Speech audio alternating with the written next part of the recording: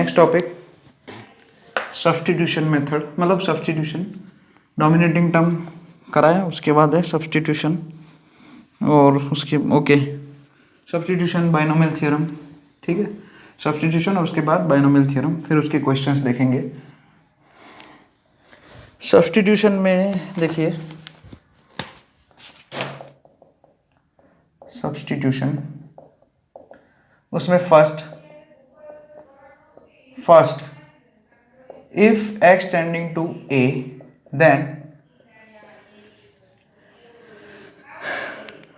x tending to a let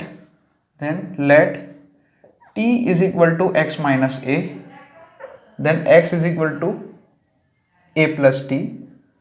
तो अगर x a की तरफ जाएगा तो t जो है वो 0 की तरफ जाएगा। कभी कभी ये सब्स्टिट्यूशन यूज करेंगे हम।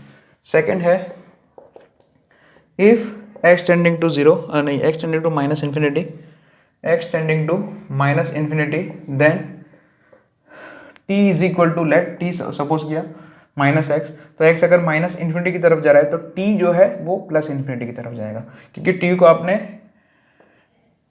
आपने क्या माइनस एक्स सपोज करके रखा है।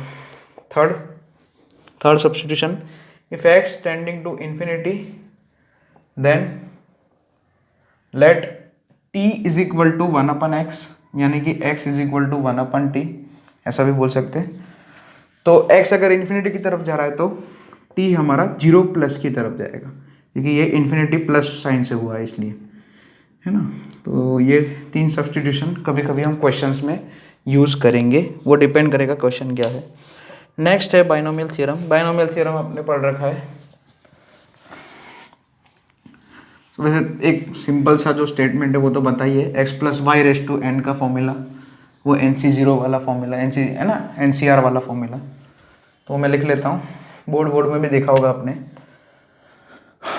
ओके, तो नेक्स्ट बाइनोमियल थ्योरम से रिलेटेड क्वेश्चन में क्या करेंगे आप,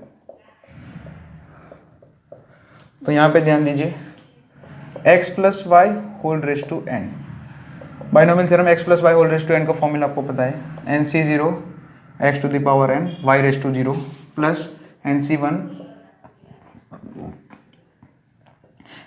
x to the power n minus 1 y raise to 1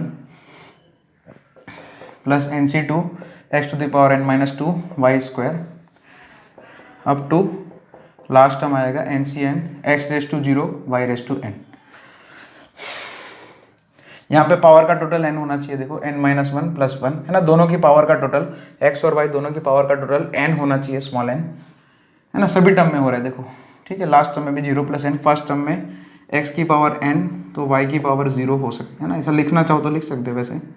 तो यहाँ पे है ना x की पावर एक एक कम करते, y की पावर एक एक बढ़ाते हैं, ठीक है। y प्लस एक्स, मतलब यहाँ पे x plus y whole raise to n है, मैंने पहले ही x रेस टू n लिख दिया तो कोई बात नहीं, कोई स्टूडेंट अगर y रेस टू n पहले लिखेगा तो भी चलेगा, तो भी ये सही है। अच्छा, तो ये हो गया x plus y whole raise to n binomial theorem का फॉर्मूला। अगर x जो है, अच्छा एक मिनट, इसमें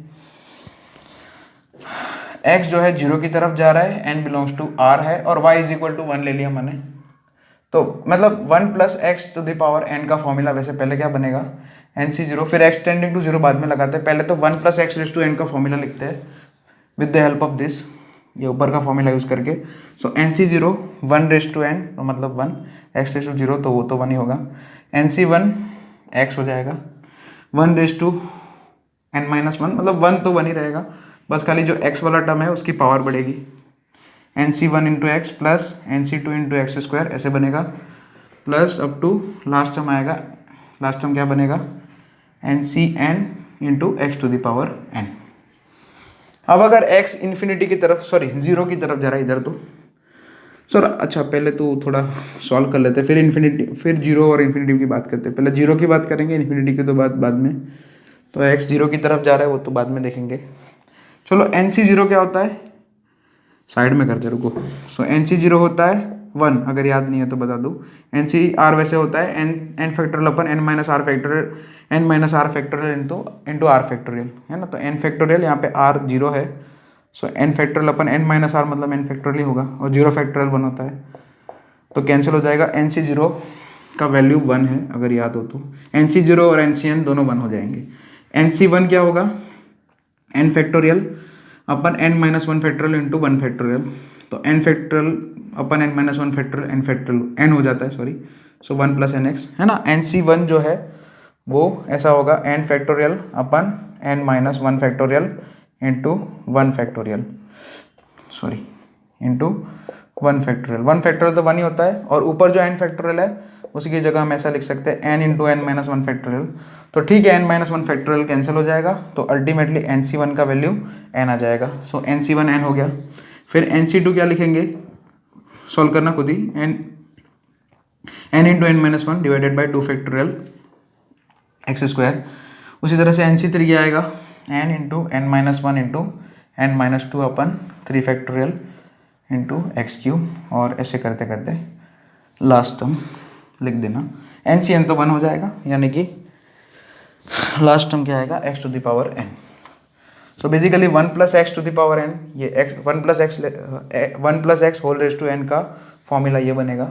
इसमें अगर x 0 की तरफ जा रहा है तो यहाँ पे इसको अप्रोक्सीमेटली 1 प्लस NX लिख सकते हैं, ठीक है।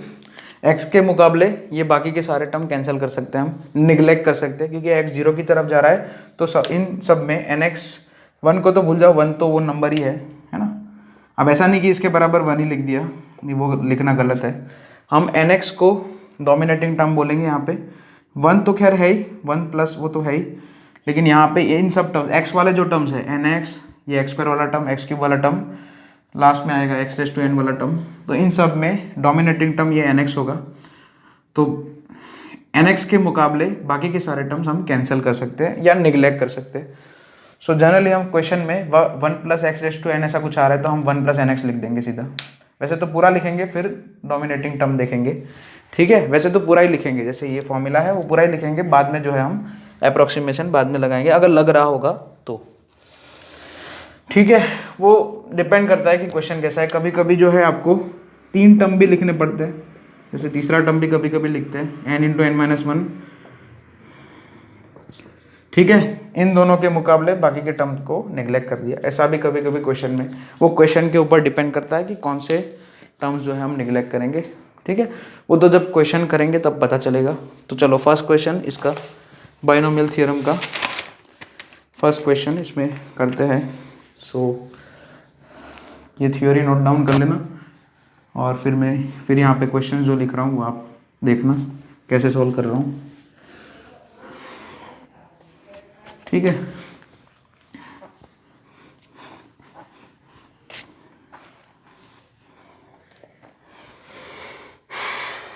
तो फर्स्ट क्वेश्चन क्या है, limit x tending to 0 1 plus 3x, अच्छा x की जगह कुछ भी हो सकता है, लेकिन ये 1 इंपॉर्टेंट है। जैसे 1 plus x raise to n का फॉर्मूला लिखा ना, तो x की जगह 3x हो गया तो चलेगा, लेकिन ये 1 होना जरूरी है, ठीक है। तो 1 प्लस 3x रेज टू 1/4, और मैंने n बिलोंग्स टू r लिखा था, तो ये पावर कुछ भी हो सकती है। अब यहाँ पे ऐसा नहीं, बाइनोमियल थ्योरम में तो हम सर यहाँ पे नेचुरल नंबर ही लिखते थे, लेकिन यहाँ पे ऐसा कुछ भी है, कहीं भी वर्क करेगा ये। तो यहाँ पे 1/4 पावर लिया तो चलेगा। पहले सबसे पहले ये फॉर्म चेक किए करते हैं हम। x किसकी तरफ जा रहा है, x तो 0 की तरफ जा रहा है, तो 1 प्लस 3x 1 की तरफ, 3x 0 की तरफ जाएगा तो 1 प्लस 3x 1 की तरफ जाएगा, 1/1/4 1 हो जाएगा। सो 1 माइनस 1 0, मतलब न्यूमरेटर 0 की तरफ जा रहा है और डिनोमिनेटर तो दिख रहा है 0 की तरफ जा रहा है, तो ये 0/0 फॉर्म है, इसलिए हम लगा सकते हैं, ठीक है। सो ये टर्म है उसमें बाइनोमियल थ्योरम लगा देते हैं। बाइनोमियल थ्योरम मतलब वो 1 plus x raise to n है ना। वैसे बाइनोमियल थ्योरम तो ऊपर जो पावर n होती है उसमें तो हम नेचुरल नंबर बोलते हैं, लेकिन यहाँ पे बाइनोमियल थ्योरम मतलब ये 1 plus x raise to n की फॉर्मूला लगाएंगे। तो 1 plus x raise to n मतलब क्या हो जाएगा, 1 प्लस, देखो यहाँ पे nx, यहाँ पे फॉर्मूला क्या था, 1 plus x raise to n का फॉर्मूला क्या था, 1 plus nx plus n into n-1, ओ करते थोड़े टर्म्स लिख लेते हैं। सो nx यानी कि 1/4 इंटू 3x, n मतलब 1/4 है, plus n-1/2 factorial into x square, x मतलब यहाँ पे 3x है, और आगे जो टर्म्स लिखना चाहो आप लिख सकते हो, -1 whole divided by x square. ठीक है, ये 1 से ये -1 कैंसिल होगा। ठीक है, अब यहाँ पे होगा क्या कि न्यूमरेटर में क्या टर्म्स है, देखो ये x वाला टर्म है, बाकी सब देखो, इसके बाद एक्स स्क्वायर वाला, फिर क्यूब वाला, लेकिन लिमिट जो है 0 की तरफ जा रही है, मतलब x की वैल्यू 0 की तरफ जा रहा है, तो ये फर्स्ट टर्म के मुकाबले बाकी के टर्म जो है, मतलब इन सब में डोमिनेटिंग टर्म ये हो जाएगा इधर, तो मतलब बाकी के टर्म हम निगलेक्ट कर सकते हैं। तो न्यूमरेटर में हम क्या लिखेंगे, limit x tending to 0, numerator में लिखेंगे 3/4x, और डिनोमिनेटर में तो एक ही टर्म है वो ऐसे ही लिख दिया, एक x कैंसिल हो जाएगा और 3/4 को बाहर ले लिया, सो अंदर क्या बना, limit x tending to 0 1/x, ये हायर अप सॉरी लोअर अपन हायर हुआ, लिमिट 0 की तरफ जा रहा है, लिमिट एक्स टेंडिंग टू 0 है तो डज नॉट एग्जिस्ट होता है। अभी सिखाया था है ना, डोमिनेटिंग टर्म में सबसे लास्ट वाली नोट में ये सिखाया था आपको कि एक्स की लिमिट 0 की तरफ जा रही है और हायर सॉरी लोअर अपन हायर है तो लिमिट डज नॉट एग्जिस्ट हो जाएगा। ठीक है, ये डज नॉट एग्जिस्ट इसमें आंसर लिख देना, डज नॉट एग्जिस्ट आ गया तो कोई बात नहीं, आ गया उसमें क्या है। नेक्स्ट क्वेश्चन देखो, फिर नेक्स्ट है limit x tending to 0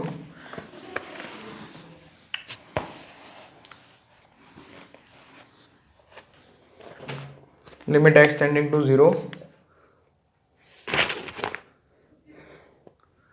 1 + 2x raise to -3 -1 + 6x whole divided by √4 - x square -2।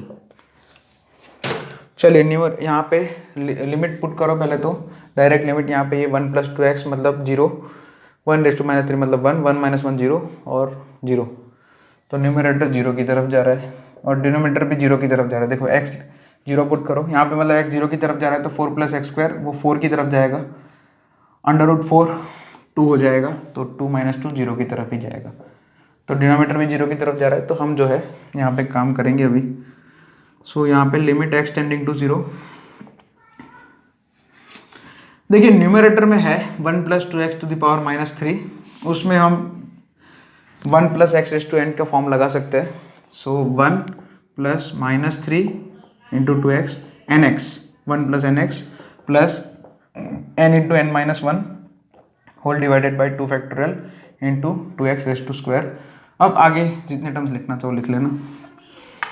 इधर बचेगा -1 + 6x, वो तो दोनों ऐसे ही रहेंगे, और डिनोमिनेटर में ये 4 + x स्क्वायर है, यहाँ पे ये क्वाड्रेटिक है इसलिए यहाँ पे ये स्क्वायर रूट है एक, तो इसमें हमें क्या करना चाहिए, रेशनलाइजिंग करना चाहिए, यानी कि मैं क्या करूँगा, √4 + x स्क्वायर है ना, तो मैं √4 + x स्क्वायर से √4 + x स्क्वायर + 2 से √4 + x स्क्वायर + 2 से मल्टीप्लाई और डिवाइड करूँगा, तो डिवाइड करूँगा तो वो रूट वाला टर्म इधर ऊपर आएगा, वो बाद में लिख देंगे, पहले इधर लिख देते चलो, है ना। मैंने डिनोमीटर में क्या किया, डिनोमीटर में ये जो टर्म था √4 + x स्क्वायर -2, उसको मैंने ये टर्म से मल्टीप्लाई और डिवाइड कर दिया, तो वो ऊपर आ जाएगा अभी। ठीक है, अच्छा न्यूमरेटर में क्या बचेगा, देखो ये 1 कैंसिल हो गया और ये -6x है, देखो तो वो भी कैंसिल हो गया +6x के साथ, तो लिमिट एक्स टेंडिंग टू 0,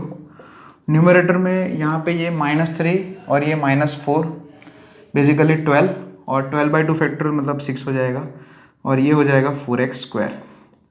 फिर क्यूब वाला टर्म आएगा, ठीक है, क्यूब वाला टर्म क्या आएगा, लिखना चाहो तो लिख सकते हो, -3 n - 2 whole divided by 3 factorial into 2x का क्यूब। आगे टर्म्स आते रहेंगे, ठीक है।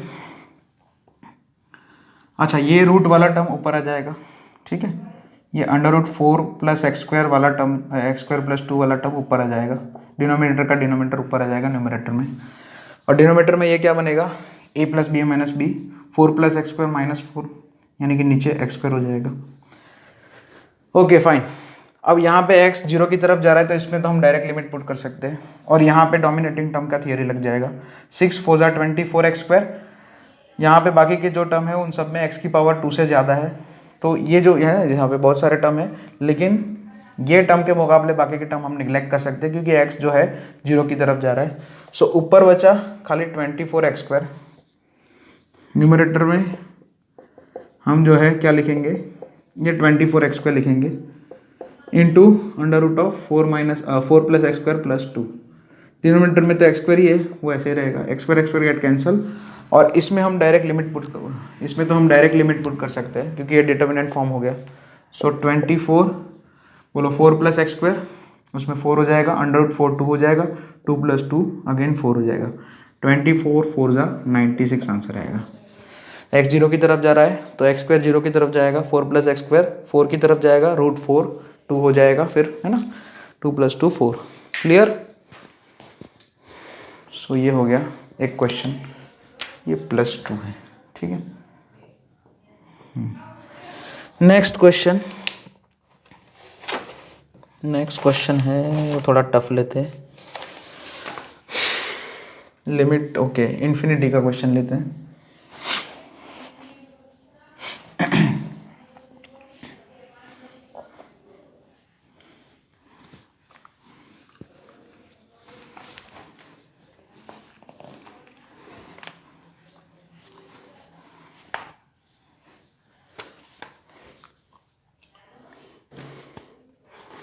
Next question, limit x tending to -infinity, x -infinity की तरफ जा रहा है, √x² + x प्लस दूसरा जो है वो क्यूब रूट है, x³ + 6x² + 1, ठीक है, ऐसा कुछ दिया है इन्होंने। ओके बढ़िया है, तो चलिए लिखते हैं, इसको सॉल्व करते हैं। अच्छा, यहाँ पे -इन्फिनिटी का लिमिट है तो हम क्या करते हैं, x को रिप्लेस करते हैं -x से। तो x अगर -इन्फिनिटी की तरफ जा रहा है तो -x जो है वो इन्फिनिटी की तरफ जाएगा, या फिर ऐसा बोलो कि x = t, या फिर बोलो कि t = -x ले लिया, यानी कि x = -t ले लिया। तो x अगर -इन्फिनिटी की तरफ जा रहा है तो t + इन्फिनिटी की तरफ जाएगा, है ना, सब्सटीट्यूशन मेथड पहले यूज कर सके। So t tending to infinity, t tends to infinity, और t की जगह x की जगह -t पुट करेंगे। अच्छा, तो यहाँ पे तो √x² है तो वो तो t² ही होगा, लेकिन ये +x का -t हो जाएगा, बराबर है, प्लस √, यहाँ पे x³ मतलब -t³ + 60² + 1 हो जाएगा। ओके, बस यही है। अब t में लिमिट है तो t में आंसर हम सॉल्व करेंगे, मतलब t में बनाएंगे और क्या। अच्छा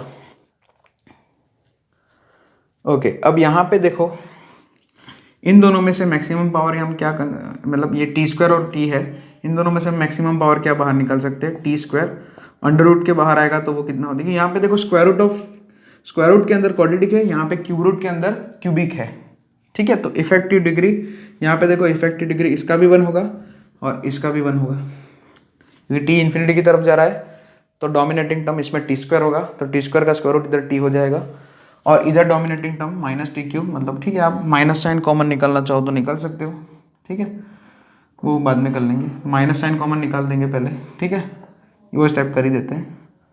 सो t² - t -1 कॉमन निकाल दिया, ठीक है, तो t³ फिर बड़ा हो जाएगा, t³ - 60² - 1।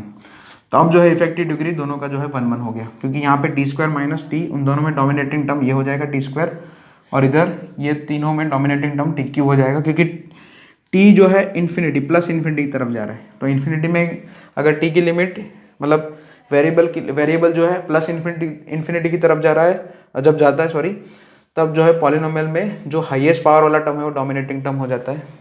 तो इफेक्टिव डिग्री इसका भी 1 है, इसका भी 1 है। जब ऐसे डिग्री 1 हो जाए तब हम ऐसे अप्रोक्सीमेशन तो लगा नहीं सकते। अब यहाँ पे तो वो भी करना पॉसिबल नहीं है, क्या बोलते हैं, रैशनलाइजिंग भी कर नहीं सकते, क्योंकि एक स्क्वायर रूट है एक क्यूब रूट है, इसलिए हमें यहाँ पे बाइनोमियल थ्योरम का यूज़ करना पड़ेगा। अच्छा, इन दोनों में t कॉमन आएगा वैसे, क्योंकि वैसे तो अंदर जो है t² कॉमन आएगा, अंदर मैंने t² कॉमन निकाला, तो यहाँ पे t² का 1 हो जाएगा और t का 1/t हो जाएगा, और क्योंकि ऊपर स्क्वायर रूट है इसलिए बाहर t आ जाएगा। यहाँ पे मैक्सिमम पावर हम t³ निकाल सकते हैं, तो मैंने बाहर QT लिखा क्योंकि क्यूब रूट है, क्यूब रूट के बाहर आ जाएगा t³ तो t हो जाएगा 1 - 6/t - 1/t³। सही है। और t को बाहर निकाल दो आप, ये जो t है दोनों को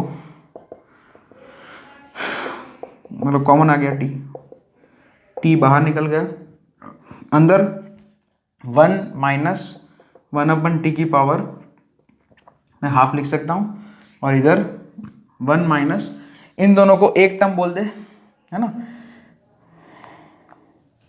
यहाँ पे हम क्या लिख सकते हैं, -1/t, मतलब ऐसा मैं लिख सकता हूँ ना, 1 प्लस माइनस 1/t का पावर 1/2। इसी तरीके से यहाँ पे मैं क्या लिख सकता हूँ, 1 plus minus 6/t minus 1/t³ whole to the power 1/3। अब इन दोनों में 1 plus x to the power n की फॉर्मूला लगाएंगे, ठीक है।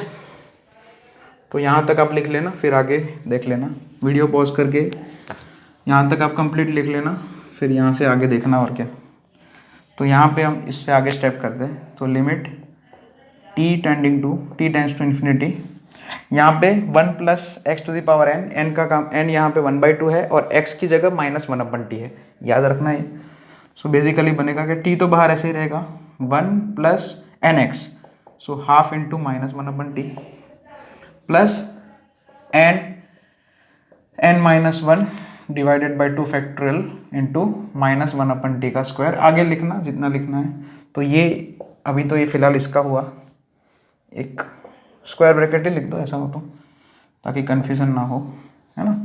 बाहर का ब्रैकेट में स्क्वायर ब्रैकेट लिख देता हूँ, क्योंकि इन दोनों, ये दोनों बाइनोमियल के बीच में माइनस है। तो दूसरा बाइनोमियल लिखते हैं, उसमें यहाँ पे देखो 1 प्लस, देखो nx मतलब 1/3 इंटू -6/t माइनस 1/t³, ठीक है। इसमें x का काम ये कर रहा है, ठीक है। फिर प्लस 1/3, दो टर्म लिखता हूँ मैं दोनों में, 1/3 minus 1 whole divided by 2 factorial into -6/t minus 1/t³ का होल स्क्वायर, अपन मतलब यहाँ पे अपन कुछ नहीं है, ये हो गया, ठीक है। बोलो 1 से 1 तो कैंसिल हो जाएगा, बहुत ही बढ़िया। और दूसरा क्या होगा, यहाँ पे t की लिमिट इन्फिनिटी की तरफ, t जो है इन्फिनिटी की तरफ जा रहा है, t जो है इन्फिनिटी की तरफ जा रहा है, तो यहाँ पे जो -1/t वाला टर्म है इधर, और इधर ये वाला टर्म है, वो डोमिनेटिंग टर्म हो जाएगा, ठीक है ना। क्योंकि बाकी सारे तो फिर जो है पावर बढ़ती जाएगी, t इन्फिनिटी की तरफ जा रहा है, तो क्योंकि ये 1/t, देखो t इन्फिनिटी की तरफ जा रहा है तो 1/t 0 की तरफ जाएगा। मुझे तो 1/t दिखा रहा है ना, वहाँ हर जगह देखो 1/t ही दिखाई दे रहा है। तो t भले इन्फिनिटी की तरफ जा रहा है, लेकिन 1/t तो 0 की तरफ जाएगा, +0 की तरफ। तो यहाँ पे इन सब टर्म्स में जिसकी पावर जो छोटी होगी वो डोमिनेटिंग टर्म हो जाएगा, ठीक है। तो बहुत ही सिंपल है।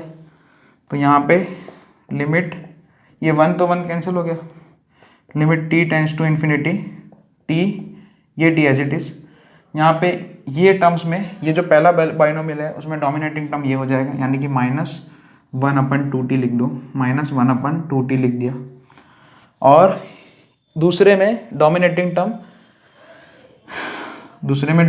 टर्म ये खाली बस यही रहेगा, ये हो जाएगा खाली, क्योंकि -1/t वो भी निगलेक्ट होगा, 1/t वो भी निगलेक्ट हो जाएगा। सो क्या बनेगा मेरे पास, माइनस माइनस प्लस हो जाएगा, देखो माइनस माइनस प्लस, ये 2 लिख सकते हो, 2/t बराबर है, 3 2 6 हो जाएगा। ये भी निगलेक्ट करना पड़ेगा, +1/, क्योंकि आप देखो अगर माइनस साइन अंदर दोगे तो यहाँ पे बेसिकली ये 2/t प्लस 1/3t³ बनेगा। तो t इन्फिनिटी की तरफ जा रहा है, 1/t 0 की तरफ जा रहा है, तो इन दोनों में डोमिनेटिंग ये हो जाएगा फिर से। तो ये है ना, इसको नहीं लिखेंगे, ये इसको ही लिखेंगे खाली, 2/t प्लस 1/t³ भले ही दोनों साथ में है, लेकिन ये निगलेक्ट हो जाएगा विद रिस्पेक्ट टू 2/t। बस अब t मल्टीप्लाई कर दो, या नीचे से t कॉमन निकल दो, जो भी है t कैंसिल हो जाएगा और कांस्टेंट हो गया ये तो। सो -1/2 प्लस 2, 2 - 1/2 कितना हो जाएगा, 3/2। लिमिट एग्जिस्ट कर रहा है और 3/2। पहले देख के ऐसा लगता था कभी कभी है ना, स्टूडेंट्स ऐसा करते थे, ऐसे क्वेश्चन में सर आंसर नहीं बनेगा, सीधा ही जो है बिना सोचे समझे आंसर डज नॉट एग्जिस्ट लिख देते हैं, लेकिन उसको एनालिसिस करना पड़ता है। तो यहाँ पे 3/2 ये वैलिड क्वांटिटी है, ओके।